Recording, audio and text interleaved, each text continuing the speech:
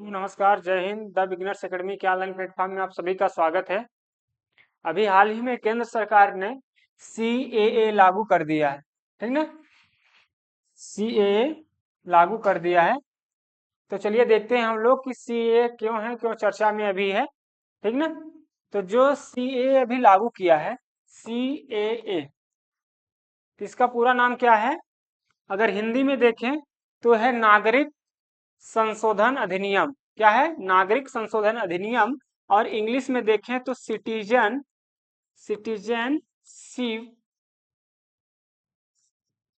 Amendment act 2019। Citizenship amendment act 2019 ये 2019 में पास हुआ है और अभी जाके अधिसूचना इसकी जारी हुई है, मतलब लागू हुआ है, ठीक ना। तो ये लोकसभा में आपके इसमें लोकसभा में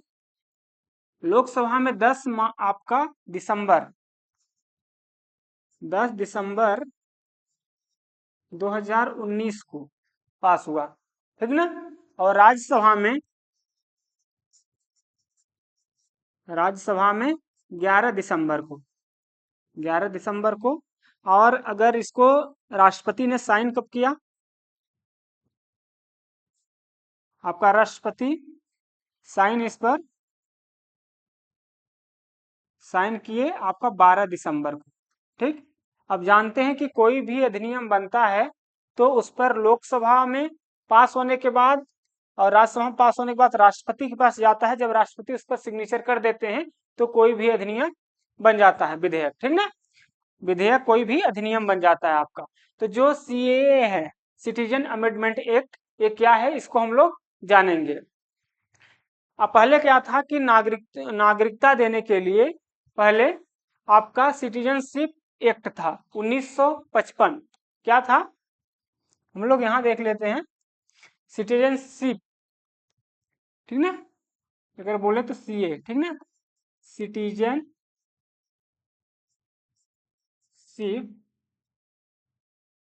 एक्ट 1955, ठीक ना।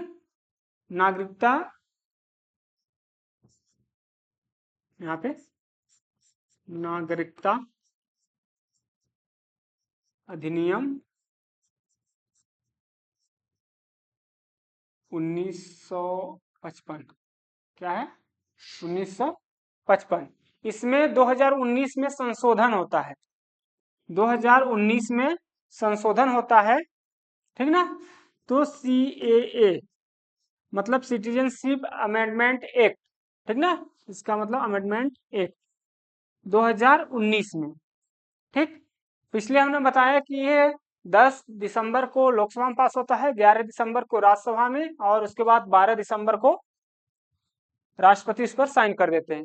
तो इसकी अधिसूचना अभी जारी हुई है।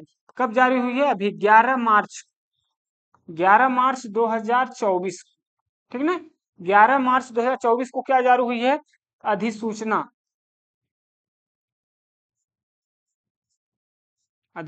ठीक ना। तो ये है क्या आपका, इसमें क्या उल्लेख किया गया है आपका? ये तो आपका 1955 का हुआ, ठीक ना। इसी में संशोधन हुआ था, तो CAA 2019, ठीक। ये लागू हुआ है अभी 11 मार्च को। इसमें उल्लेख क्या है कि जो भारत के पड़ोसी देश हैं, जैसे पाकिस्तान, अफगानिस्तान और बांग्लादेश, इन 3 देशों का उल्लेख किया गया है। पाकिस्तान, अफगानिस्तान और बांग्लादेश। यहाँ जो अल्पसंख्यक है, ठीक ना। अल्पसंख्यक माने तो किसी देश में जो भी धर्म के लोग रहते हैं, तो किसी एक धर्म के लोग ज्यादा रहते हैं, उसके अलावा जो धर्म के लोग रहते हैं वो अल्पसंख्यक बोले जाते हैं, ठीक ना। जैसे अगर पाकिस्तान की बात की जाए तो पाकिस्तान में मुस्लिम कंट्री है, तो वहां पे मुस्लिम सर्वाधिक है, और बाकी जो आपके धर्म के लोग हैं वो अल्पसंख्यक बोले जाएंगे। उसी तरह बांग्लादेश में, उसी तरह आपका वहां हो गया अफगानिस्तान में। तो जो अल्पसंख्यक हैं उनको भारत में नागरिकता देने के लिए CAA लागू किया गया है, ठीक। इसमें कौन कौन से धर्म के लोग आते हैं? पहले तो देश देख लेते हैं। देश है आपका, इसमें कहां से आने वाले लोगों को नागरिकता मिलेगी? पाकिस्तान, ठीक। और उसके बाद यहाँ बांग्लादेश, और अफगानिस्तान। ठीक, अफगानिस्तान, ठीक ना। ए, यहाँ से आने वाले लोगों को नागरिकता दी जाएगी। अल्पसंख्यक जो हैं, जो आपके सताए हुए लोग रहते हैं, ठीक ना, दूसरे देशों में प्रताड़ित होते हैं, धर्म के नाम पर उत्पीड़न होता है उनका, तो भारत सरकार उनको क्या देगी, नागरिकता देगी। वो कौन कौन से धर्म के लोग हैं, उसमें धर्म जो है शामिल है आपका, वो है हिंदू। हिंदू धर्म के लोग अगर दूसरे इन देशों में पाकिस्तान, बांग्लादेश, अफगानिस्तान से जो है वहां प्रताड़ित होते हैं तो उनको भारत में नागरिकता दी जाएगी। ठीक, हिंदू हो गया, हिंदू, बौद्ध, बौद्ध धर्म, इसके बाद सिख, ईसाई,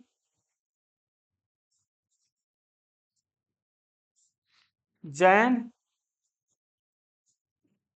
पारसी।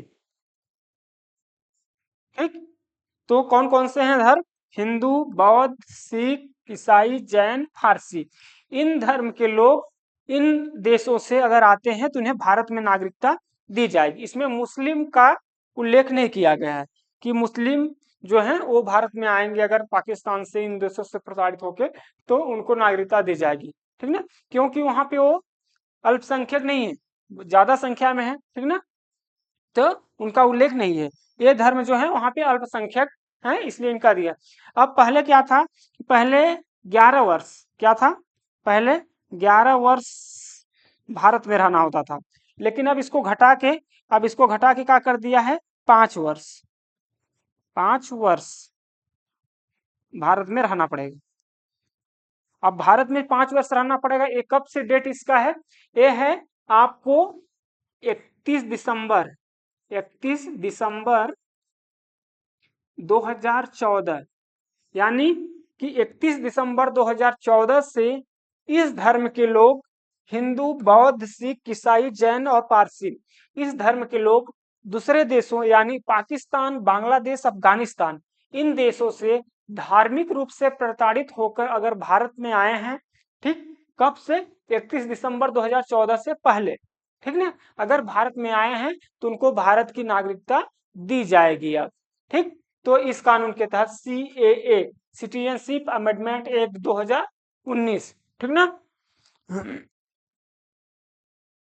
दी जाएगी। ठीक, तो आपने देखा कि इसमें कि आपको ये डेट ध्यान रखनी है, 31 दिसंबर 2014 से पहले भारत में आया, ठीक ना, तभी उनको भारत की नागरिकता मिलेगी।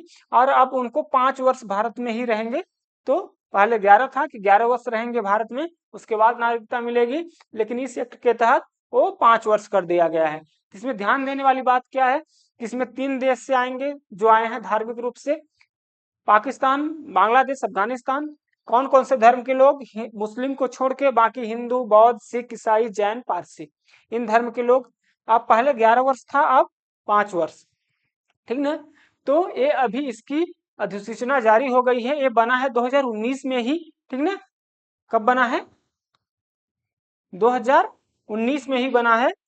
ये एक्ट बना है लोकसभा में 10 दिसंबर 2019 को पास हुआ है, और राज्यसभा में 11 दिसंबर को राष्ट्रपति इस पर साइन किए थे, इतना। और ये अधिसूचना जारी कब हो गई इसकी, अधिसूचना,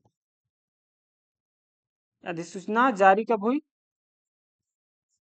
11 मार्च 2024 को, ठीक ना, 11 मार्च 2024 को इसकी अधिसूचना जारी हुई, मतलब पूरे देश में लागू हो गया है। ठीक, तो इसे हम लोग अच्छे से देख लिए। अब इसमें देखते हैं कि नागरिकता से रिलेटेड उल्लेख है इसमें, तो नागरिकता का जो उल्लेख किया गया है आपका, नागरिकता का उल्लेख जो किया गया है संविधान में, नागरिकता का, ठीक ना, नागरिकता का संविधान में उल्लेख जो किया गया है वो है संविधान में भाग 2, भाग 2 में अनुच्छेद 5 से लेकर 11 तक, कहाँ तक, 5 से लेकर 11 तक नागरिकता का उल्लेख किया गया है, तो इसको भी ध्यान रखेंगे। ठीक है, एग्जाम में ये भी पूछ सकता है कि भारत के संविधान में नागरिकता का जो उल्लेख किया गया है वो किस भाग में किया गया है, तो भाग 2 में और अनुच्छेद उसके अंतर्गत कौन कौन से आते हैं, अनुच्छेद 5 और 5 से लेकर 11 तक। क्या, 5 से लेकर 11 तक। अब इसको हम लोग ये भी देख लेते हैं कि अनुच्छेद जो 5 से लेकर 11 तक है तो उसमें कौन कौन से आते हैं। तो अनुच्छेद जो 5 है आपका, कौन सा, अनुच्छेद 5। अनुच्छेद 5 में है कि जब आपका संविधान बना था 26, ठीक ना, जनवरी 1950 को जब लागू हुआ था, उस समय से 5 साल पहले जो भारत में रहा है उसके लिए नागरिकता का उल्लेख किया गया है कि जो भारत में उस समय रहा, जब भारत आजाद हुआ उससे 5 साल पहले तक, उसकी नागरिकता का उल्लेख किसमें किया गया है, 5 में, अनुच्छेद 5 में।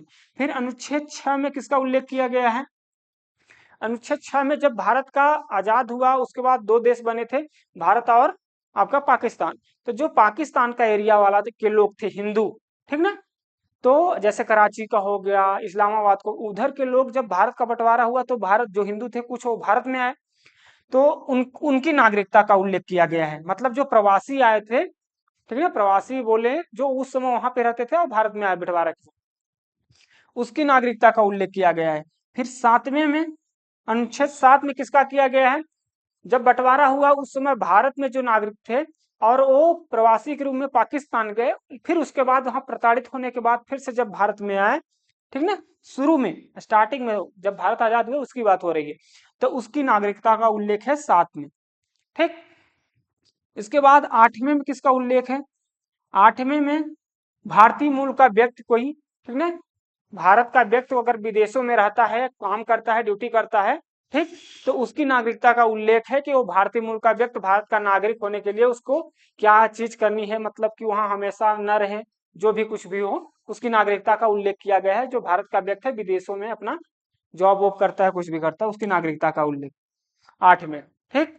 और 9 में क्या है, 9 में है कि कोई भी व्यक्ति अगर विदेशों में जाकर बस जाता है अपनी स्वेच्छा से और नागरिकता भारत की छोड़ देता है तो उसकी नागरिकता से रिलेटेड है कि वो फिर से दोबारा भारत की नागरिकता पा सकता है कि नहीं पा सकता, उन सब से चीजों को लेकर है, ठीक ना, कि भारत का कोई व्यक्ति अगर स्वेच्छा से अपने विदेशों में जाकर नागरिकता वहां के लिए लेता है तो उसके बारे में दिया गया है 9 में। फिर इसके बाद 10 में क्या दिया गया है, अनुच्छेद 10 में आपका,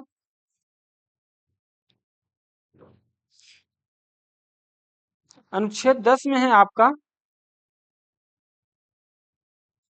अनुच्छेद 10, अनुच्छेद 10 में जो ये भाग है 2, अनुच्छेद 2 आपका जो भाग 2 है उससे जो पूरी नागरिकता से संबंधित अनुच्छेद हैं वो जो व्यक्ति उस फुलफिल करता है, ठीक ना, अनुच्छेद में जो वर्णन किया गया है नागरिकता से रिलेटेड, उसका अगर फुलफिल करता है तो उसको भारत की नागरिकता दी जाएगी, उसका उल्लेख किया गया है। मतलब इस भाग के पूरे अनुच्छेदों का उल्लेख किया गया है, ठीक ना, नागरिकता से संबंधित। इसके बाद होता है 11 अनुच्छेद, कौन सा, 11। इसमें क्या है, इसी के तहत एक कानून बनाया गया है। नागरिकता से संबंधित अगर संसद में कोई भी कानून बनता है तो किस कानून के तहत, मतलब अनुच्छेद 11 के, ठीक ना, अनुच्छेद 11 में उसका उल्लेख किया गया है, ठीक। तो ये अनुच्छेद, अनुच्छेद 11 के तहत इसका ये यहाँ पे बना है, ठीक ना, अमेंडमेंट एक्ट 2019, ठीक। तो इस तरह से हमने इसको फिर डिटेल से देखा है। इसको भी डेट भी ध्यान रखेंगे, लोकसभा में पास हुआ 10 दिसंबर 2019 को, राज्यसभा में 11 दिसंबर, राष्ट्रपति इसको 12 दिसंबर को साइन करते हैं, ये अधिनियम बन जाता है, ठीक ना। लेकिन इसकी अधिसूचना जो जारी होती है, लागू होता है, वो 11 मार्च 2024 को अभी, ठीक ना। तो ये डेट ध्यान रखेंगे। ये 2019 में पास आउट हुआ था, अनुच्छेद 11 के तहत ये आपका संशोधन हुआ है इसमें, सिटीजनशिप अमेंडमेंट एक्ट में, ठीक। और ये अनुच्छेद से उसके रिलेटेड देख लिए हमने। और यहाँ पे आपका ये इसमें है कि 31 दिसंबर 2014 से पहले वो भारत में आए हों, इन 3 देशों से आए हों, और अल्पसंख्यक, धार्मिक रूप से पीड़ित और अल्पसंख्यक, ठीक ना, अल्पसंख्यक, ये चीज, ये धर्म के लोग हो, 5 वर्ष वो भारत में उनको रहना कंपलसरी है। 11 मार्च को अधिसूचना जारी हुई है। तो इस तरह हमने सीए के बारे में पूरे डिटेल से अच्छे से देखा है, ठीक।